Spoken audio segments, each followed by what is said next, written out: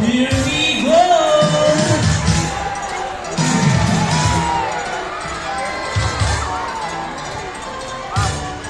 Hello everyone!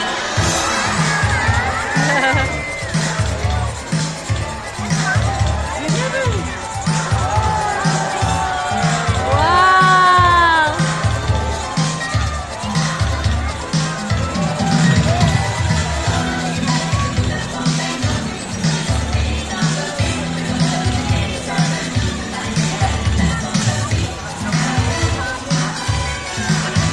Wow, what a beautiful entrance! Good day everyone, and welcome to Aquatica.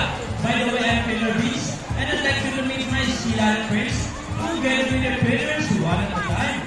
On your left side is the only male Tama mo naman si AJ sa video. He is the handsome one. Wow, he is the handsome one daw.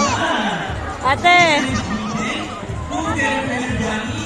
Say hi! hi daw, hi! Well, on the other side is the youngest female.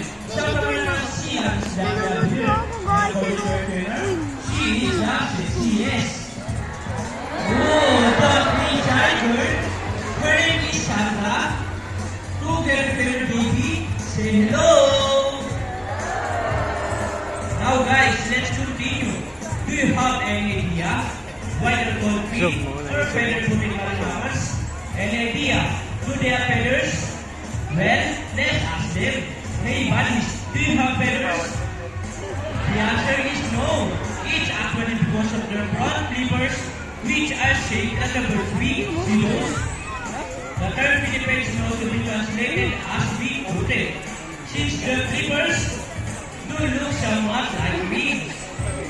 In fact, they appear to be flying underwater as they swim from place to place, right, Pilar friend?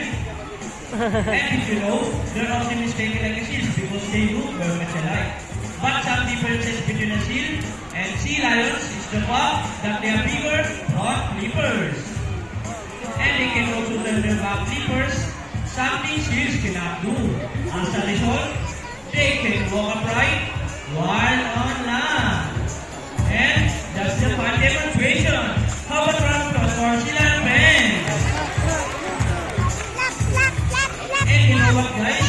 They have this long and flexible neck. How flexible? Well, check this out.